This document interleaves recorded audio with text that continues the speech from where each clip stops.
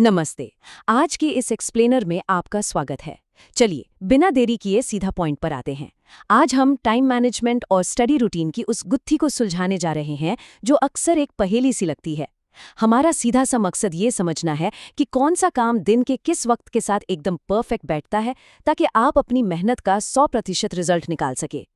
तो आज के हमारे एजेंडे में क्या क्या है? हम बात करेंगे परफेक्ट स्टडी टाइम के मिथक पर, सुबह के डीप अंडरस्टैंडिंग वाले फेज पर, शाम के एक्टिव रिवीजन पर, एक अल्टीमेट डेली रूटीन पर और आखिर में उन कॉमन गलतियों पर जिनसे आपको हर हाल में बचना है। चलिए शुरुआत करते हैं हमारे पहले सेक्शन से, परफेक्ट स्टडी टाइम का मिथक और असली फोकस ढूंढना। देखिए, एक सवाल है जो ज्यादातर स्टूडेंट्स को बहुत फ्रस्ट्रेट करता है। क्या वाकई में पढ़ाई करने का कोई एक परफेक्ट टाइम होता है? मतलब क्या सुबह 4 बजे उठना ही अच्छे मार्क्स लाने की इकलौती चाबी है? आप भी शायद यही सोचते होंगे, है ना? तो इसका सीधा सा जवाब है बिल्कुल नहीं।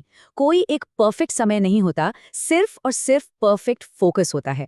सोर्स मटेरियल इस बात पर एकदम क्लियर है कि सबसे अच्छा टाइम बस वो है जब आपका दिमाग एकदम फ्रेश हो, डिस्ट्रैक्शन सबसे कम हो और आप आसानी से फोकस कर पाएं। ये घड़ी की सुइयों का खेल नहीं है, ये आपकी मेंटल स्टेट का खेल है। अब आते हैं दूसरे सेक्शन पर, मॉर्निंग फॉर डीप अंडरस्टैंडिंग, यानी सुबह 5 से 8 बजे वाली खास विंडो।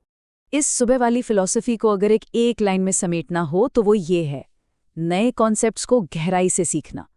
सुबह का टाइम उन चीज़ों के लिए बिल्कुल नहीं है जो आपको पहले से आती हैं, बल्कि ये तो उस नई और भारी भरकम जानकारी को दिमाग में उतारने के लिए है। अब आप पूछेंगे कि सुबह का समय इतना पावरफुल क्यों है? जरा लॉजिकली सोचिए। रात की एक अच्छी नींद के बाद आपका दिमाग एकदम तरोताज़ा रहता है, कंसंट्रेशन लेवल अपने पीक पर होता है और सबसे कमाल की बात, सुबह सुबह मोबाइल पर नोटिफिकेशंस और दुनिया भर का शोर शराबा ना के बराबर होता है। तो जाहिर है मुश्किल कॉन्सेप्ट्स को समझना बहुत आसान हो जाता है। इसीलिए सुबह के लिए कुछ खास सब्जेक्ट्स को बेस्ट माना गया है, जैसे मैथ्स के बड़े बड़े न्यूमेरिकल्स, फिजिक्स और केमिस्ट्री के उलझे हुए कॉन्सेप्ट्स या फिर प्रॉब्लम सॉल्विंग वाले मुश्किल चैप्टर्स। खास तौर पर क्लास 9th और 10th के सिलेबस को देखें तो सुबह का फ्रेश दिमाग इस भारी काम के लिए एकदम परफेक्ट टूल साबित होता है। बढ़ते हैं तीसरे सेक्शन की तरफ, इवनिंग फॉर एक्टिव रिविजन, यानी शाम 6 से रात 10 बजे तक की विंडो। यहाँ हमारी अप्रोच पूरी तरह से बदल जाती है। अब फोकस है जो आप पहले ही पढ़ चुके हैं उसे रिवाइज करना। शाम के वक्त खुद को नई और बहुत मुश्किल चीजों से मत डराइए। ये वक्त उस नॉलेज को एकदम पक्का करने का है जो आपने पहले ही हासिल कर ली है। पर शाम को ही क्यों? क्योंकि दिन भर के रूटीन के बाद हमारा दिमाग एक गजब का मोमेंटम पकड़ लेता है, वो काफी एक्टिव स्टेट में होता है। इसलिए ये टाइम बार बार दोहराने वाले कामों के लिए बेस्ट है। अगर आपको वीडियो लेक्चर्स देखने हैं या चीजों को याद करना है तो शाम की ये विंडो आपके लिए सबसे बेहतरीन साबित होगी। तो इस शाम की विंडो में आपको क्या करना चाहिए? अपना पूरा फोकस रिवीजन पर लगाइए, एनसीईआरटी की रीडिंग करिए, अपने बनाए हुए नोट्स को याद कीजिए, फॉर्मूला रटिए या फिर इंग्लिश और सोशल स्टडीज जैसे थ्योरी वाले सब्जेक्ट्स पढ़िए।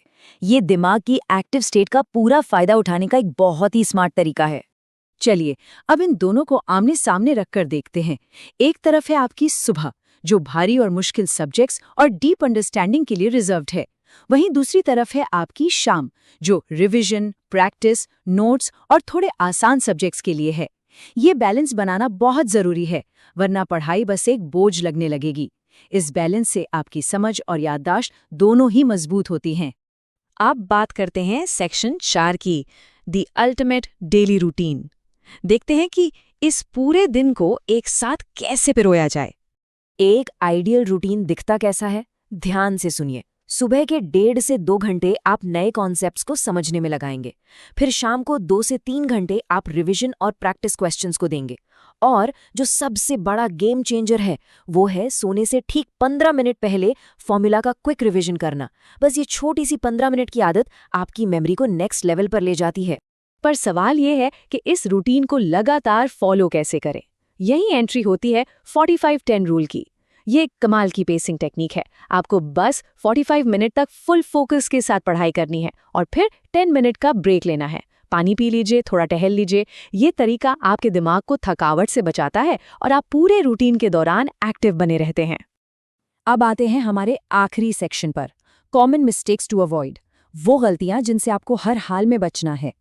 इस एक्सप्लेनर के सोर्स में कुछ बहुत ही आम गलतियों पर जोर दिया गया है, जैसे बिना खुद सवालों की प्रैक्टिस किए बस लगातार वीडियो लेक्चर्स देखते जाना, या फिर बिना कोई ब्रेक लिए घंटों तक लगातार पढ़ाई करना, और हाँ, सबसे बड़ा दुश्मन, पढ़ाई के बीच बार बार अपना मोबाइल चेक करना।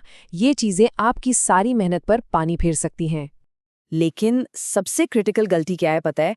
मूड का इंतजार करना। ये सोचना कि जब मोटिवेशन आएगा तब हम पढ़ाई शुरू करेंगे। देखिए, ये एक बहुत बड़ा धोखा है। जब आपके पास एक सॉलिड रूटीन और सेट स्ट्रक्चर होता है ना, तो आपको पढ़ाई शुरू करने के लिए किसी मूड की जरूरत नहीं पड़ती। वो स्ट्रक्चर ही आपको कंसिस्टेंट बनाता है।